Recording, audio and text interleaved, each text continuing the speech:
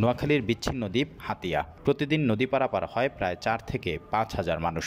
এ এলাকার যোগাযোগের জন্য সি ট্রাক, ট্রলার ও স্পিডবোট থাকলেও ভারী মালামাল ও যোগাযোগের বাহনগুলো পার করতে নেই কোনো ফেরি। দীর্ঘদিন থেকে ফেরি নিয়ে দাবি তুলে আসছিলেন এই জনপদের বাসিন্দারা। ফেরি পেলে বদলে যেতে পারে হাতিয়ার জীবনযাত্রা ও যোগাযোগ ব্যবস্থা। আমাদের হাতিয়া মূল হচ্ছে নোয়াখালীর সাথে একটা বিচ্ছিন্ন দ্বীপ। সেক্ষেত্রে আমাদের এখানে ফেরির 100 ফেরি দরকার। তার কারণ হচ্ছে আমাদের ওখান থেকে ঢাকা থেকে যখন মালগুলো আসে তখন সেলমঘাট আসে, সেলমঘাট থেকে হাতিয়া আসে।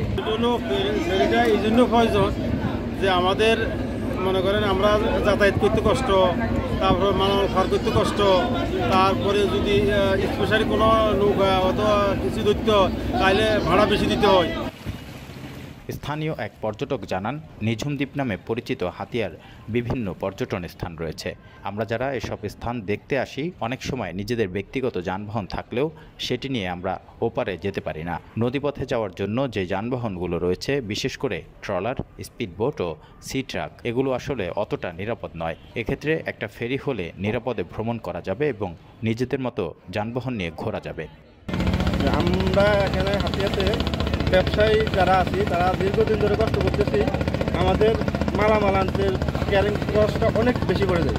আমাদের হাতিয়াটা হচ্ছে একটা পর্যটন কেন্দ্র, প্রায় অনেকগুলো পর্যটন স্পট আছে, তার মধ্যে নিঝুম দ্বীপ অন্যতম। তো প্রতি বছর হাতিয়াতে অনেক পর্যটন আসে, কিন্তু আমাদের হাতিয়ার যে যাতায়াত ব্যবস্থা এটা খুবই খারাপ। বিশেষ করে নদীপথ যেটা আছে এটাতে ধর পর্যটনরা তাদের নিজস্ব গাড়ি নিয়ে আসতে পারে না, অথবা তারা হচ্ছে ট্রলার, স্পিডবোট এগুলোতে উঠতে ভয় পায়। তো সেই ক্ষেত্রে যদি আমাদের হাতিয়াতে একটা ফেরির ব্যবস্থা থাকতো তাইলে পর্যটন ব্যবস্থাটা অনেক বাড়তো এবং হচ্ছে পর্যটকরা আসতে পারতো। এ বিষয়ে উপজেলা নির্বাহী কর্মকর্তা মোহাম্মদ ইবনে আল জায়েদ হোসেন বলেন, এ অঞ্চলের মানুষের প্রতিদিন 20 কিলোমিটার নদী পার হয়ে জেলা শহর সহ দেশের বিভিন্ন অঞ্চলে যেতে হয়। এদের নিত্য প্রয়োজনীয় মালামাল সহ যোগাযোগ ব্যবস্থার জন্য একটি ফেরি প্রয়োজন। আপনারা জানেন, নোয়াখালী জেলার হাতিয়া একটি বিচ্ছিন্ন দ্বীপ উপজেলা। জেলা শহর থেকে আমাদের দূরত্ব প্রায় 80 কিলো, মাঝখানে 20 কিলো নৌপথ পাড়ি দিয়ে এই পাশে আসতে হয়। তো আমাদের এখানে ফেরির অত্যাবশ্যকতা অনেক আগে থেকেই ছিল। আপনারা জানেন, প্রতিদিন প্রায় এই রুটে 4-5 হাজার যাত্রী আসা যাওয়া করে থাকে।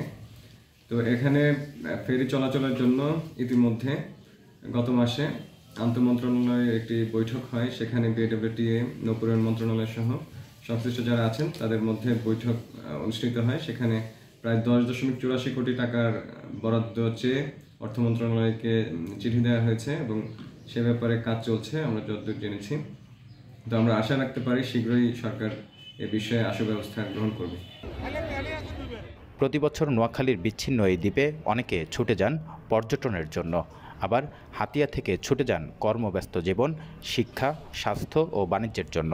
ছুটে চলা এই মানুষগুলোর যোগাযোগের মাধ্যম হচ্ছে সি ট্রাক, ট্রলার ও স্পিডবোট। বারবার সরকারের কাছে আবেদন করে এখনও পর্যন্ত তাদের ভাগ্যে মেলেনি ফেরি। তাই বর্তমান সরকারের কাছে তাদের দাবি, ফেরি পেলে বদলে যেতে পারে তাদের জীবনযাত্রা ও যোগাযোগ ব্যবস্থা।